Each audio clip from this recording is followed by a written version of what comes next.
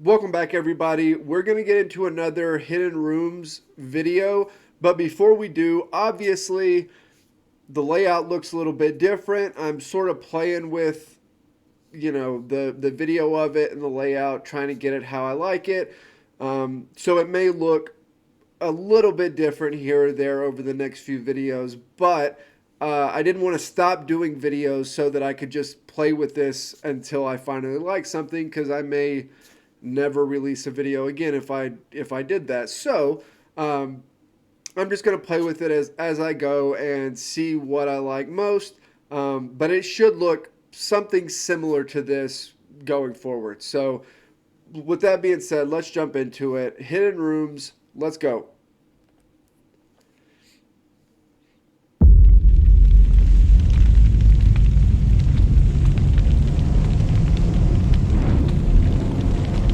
Det är ett brott som aldrig blivit löst.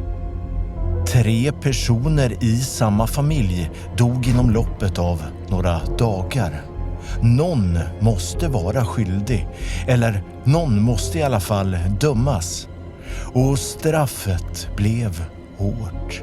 Inlåst på den mest ökända platsen av dem alla, och som ensam kvinna bland hundratals män.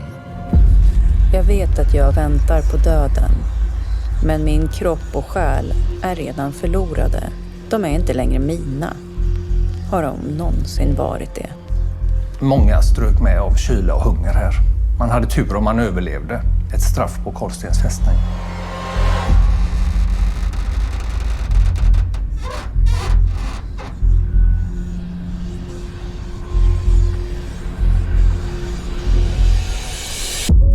All right, well, this one obviously starts off a little bit different than the ones we've seen previously, so I'm here for it. Let's go.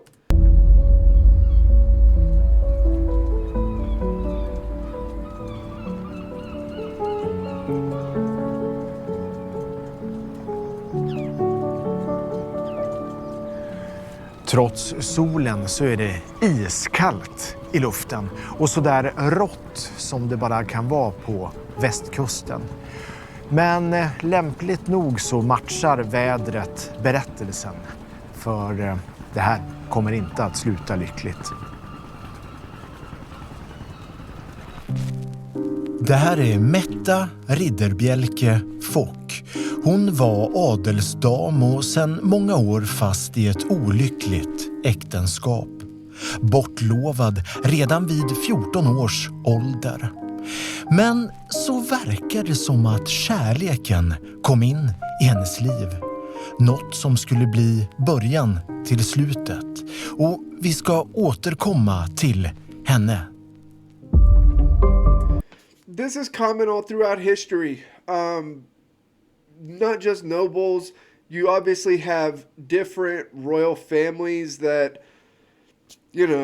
golly, by later on, they're all related to each other. They've just been handing off offspring to each of these families throughout generation after generation after generation, until eventually all the crown heads are just related to each other, which is a bit odd. But yeah, this is common, not just for nobles, but for a lot of different groups of people throughout history, where before you really have an opportunity to really even know who you are, your hand is given away and you are essentially forced to marry somebody.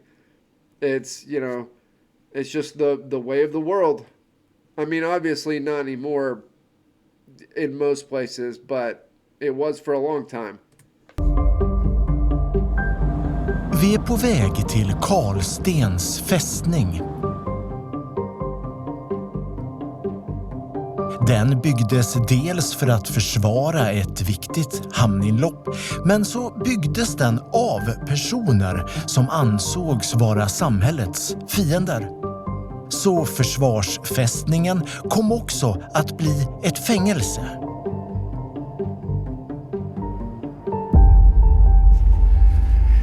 Faktum är... That's interesting because the way that it looked in the drawing, it it almost looked like a citadel.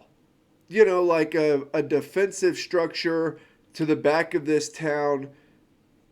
It seems a little bit odd that they would make that into a prison if it's there as a defensive structure.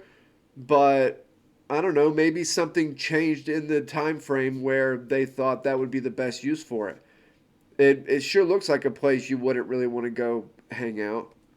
Att man införde ett helt nytt straff i den svenska lagen. Det så kallade Marstrandsstraffet. Man började då i slutet på 1600-talet med hjälp av fångar. Det fanns ju ett straff som hette att sitta på fästning. Man byggde sitt eget fängelse och man visste att man kommer aldrig härifrån. Men ändå fick man slita dag och natt så mycket man orkade. Fästningen är en av de största investeringarna som man har gjort i svenskt försvar.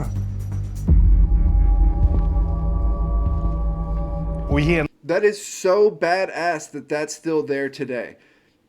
I've talked about this before. I talk about it on the Discord all the time. I feel like there are places in the U.S. that I like to go visit and look at historical sites and things like that. Even places that I've been before, they're just really unique and cool. And you have these cities that at least parts of them have maintained this old feel. So you have like different parts of, say, a city like Boston, that when you go to it, it has this old feel to it. There are things that stand there that are from early U.S. history, around the time of the Revolution. But because the U.S. isn't around, you know, back further than that time period, you don't really get these super old structures other than like, you know, different mounds and things that are from Native Americans, which those places are cool, but there isn't anything really like this here. Like I went to the Alamo recently. That's sort of the closest thing that I can think of off the top of my head. But it's not nearly this big and it's not this old. So I would love to be able to see stuff like this in person. Genom den här porten så klev de då in, landets absolut mest fruktade brottslingar. Mördare, rånare, våldtäktsmän, lösdrivare. Vissa diagnostyngda, andra vansinniga, men också personer helt vanliga som du och jag som hade kommit lite på kant med samhället. Men en sak hade de gemensamt, att det var här inne de skulle sona sina brott på ett av landets värsta ställen. Och kanske till och med det absolut värsta av dem alla. Att sitta på fästning en riktigt kall vinter, det var det värsta man kunde vara med om. 20% av fångarna strök med en sådan vinter. Yeah, and what's really messed up is that was a defensive structure. So like soldiers did this, would have to go, you know, try to hunker down in a fortress during the winter, and you just try to make it through. So like as terrible as it is, there were soldiers that endured stuff like this, decently common, you know.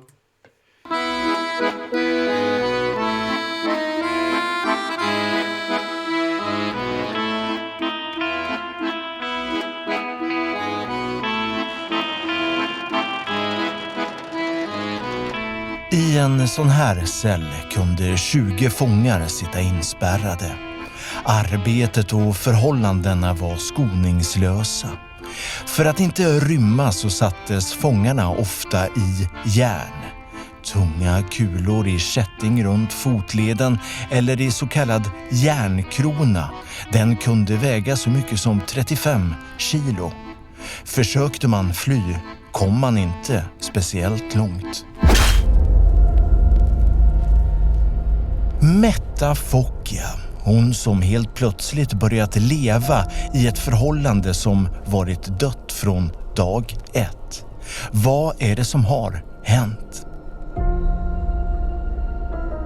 Plötsligt så börjar det gå rykten om Metta. Någon har sett henne prata med grannen. Och visst stod de lite väl nära när de pratade med varann. Och sen så verkar ju hon helt plötsligt vara lycklig. Hon liksom skiner. Något måste vara lurt. Och sen är det inte så att hon får lite väl mycket hjälp också. Just av den här grannen med skötseln av gården. Kan hon ha hittat kärlek utanför äktenskapet? Again, historically, this is not super uncommon. There is, especially in royal families, there is almost no monogamous relationships. I mean, that's why it's so, when historians read the letters and notes and things like that from a person like Tsar Nicholas II to the Tsarina, or from the Tsarina back to Tsar Nicholas, that's one of those things that they're like, wow, they seem to actually like each other, which is sort of odd. This is more common than you would think. So it's not super uncommon. I have a feeling she is gonna either kill somebody or get killed in this, but this part of it is not uncommon. Till och med Mettas man anar oråd. Och så händer något. Den 6 juni dör deras äldsta son. 4 dagar senare deras dotter. Och så 1 månad efter det, maken själv.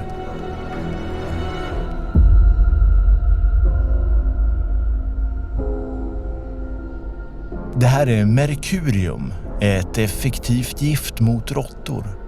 Senare i historien så kommer vi kalla merkurium för arsenik. Får man i sig det i större mängd kan det leda till döden.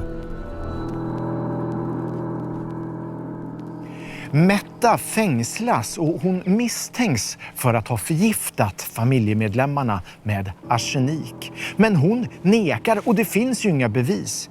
Så hon kan för ögonblicket andas ut. Men bara för en kort sekund.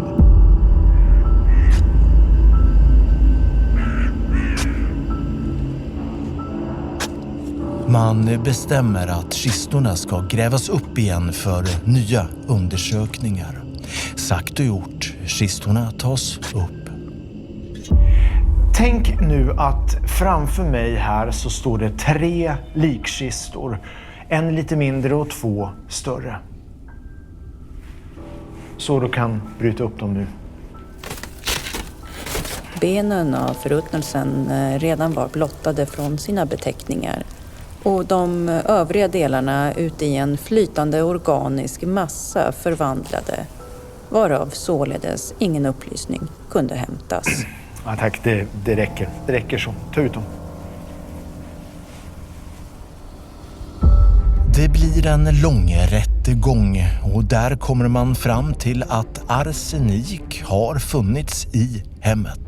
Metta döms på så kallad halvbevisning och hamnar till sist på Carlstens fästning med en förhoppning att hon till slut ska erkänna morden. Så här hamnar hon inne i den cellen. Instängd som enda kvinna på Sveriges värsta plats. Hon försöker att överklaga, försöker bevisa sin oskuld. Men det går inte. Hon gör... What exactly is the legal process here? Like, who convicted her? And it seems like if arsenic is used as a poison for rats, even at the time, it seems like something that people might have around. And so, I don't know, that seems circumstantial at best. And the idea that, like, well, we don't really know for sure that she did it, but we really think she did. So we're going to put her in this terrible situation in hopes that being there will basically, like, torture her in a way that would get her to confess. Like, seems a little harsh to me. Obviously, different time period, different circumstances. You know, this is certainly not the worst punishment that's been handed down historically, but I'm just wondering kind of like what the legal rules are here that she's working with, because it says that she's trying to appeal. So like there's some sort of structured legal process. I don't know, if anybody knows, let me know. Allt som står i hennes makt för att komma ut ifrån Carlsten.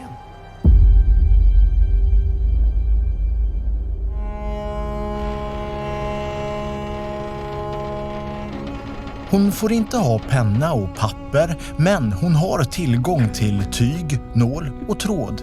Så That's the most sexist shit ever. No. You don't need to read or write, but we can get you a needle and thread. That's kind of messed up. redan innan hon hamnar på Carlsten så börjar hon brodera en lång nådansökan som faktiskt fortfarande finns bevarad. Men den gav henne ingen nåd. Herre, bön hör ditt arma barn. Du är allsmäktige överdomare, himmelens och jordenäs Herre, eviga majestät.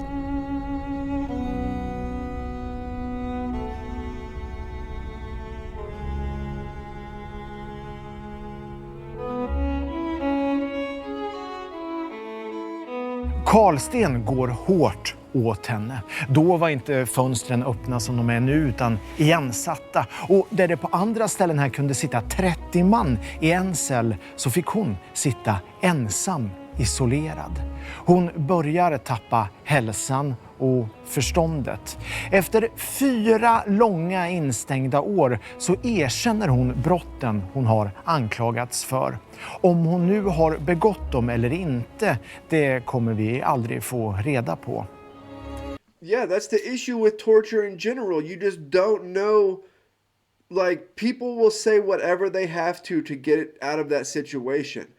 And so you don't know if what you're getting is in any way the truth or not.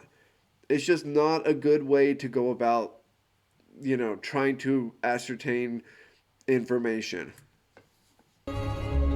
1810 döms Metta till döden i Falköping trots avsaknaden av bevis och så ett tveksamt erkännande. Man ska hugga av henne högerhanden först, sen huvudet och så till sist bränna kroppen på bål. Jesus.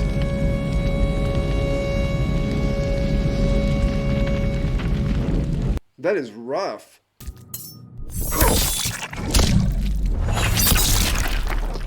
Fatality.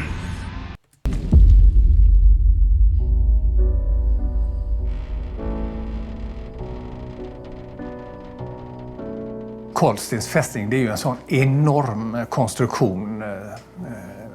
Det är höga höjder, tunga byggelement.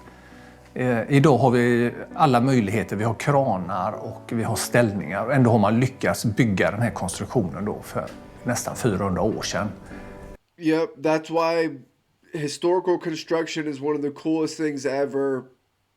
Literally, I could read, watch, look at stuff on that all day. Historical construction is absolutely one of the coolest things that we have left to us from history. Det är fascinerande hur man kunde. Sen så spelade ju fästningsförsvaret ut sin roll lite grann. Det hade ju med att man utvecklade vapen som blev kraftfullare och gick längre. Och i början på 30-talet så hade fästningen spelat ut sin roll som försvarsanläggning. Och man var också mån om att spara den här fästningen och det blev ett statligt byggnadsminne.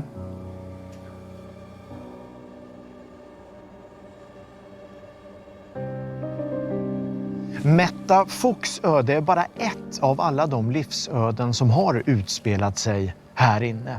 Där uppe så sticker några järn ut ur väggen. En gång så var fästningens galge fast där. Man brukar ju önska att väggar kunde tala, men i det här fallet så vet jag inte om jag varken vill eller orkar höra vad de har att berätta. Yeah, no, I talked about how there are some places, some historical places that give you a really odd feeling, like an odd sensation being there, and I'm not sure exactly what that is. You know, one of the places that I've always wanted to go to see kind of what the feel of it is Thermopylae. I would love to go there to see just kind of how, you know, what it's like. Obviously, there are places from World War II that I can't imagine walking through. I can't imagine how harsh that would be. But yeah, this is one of those places where it would be odd.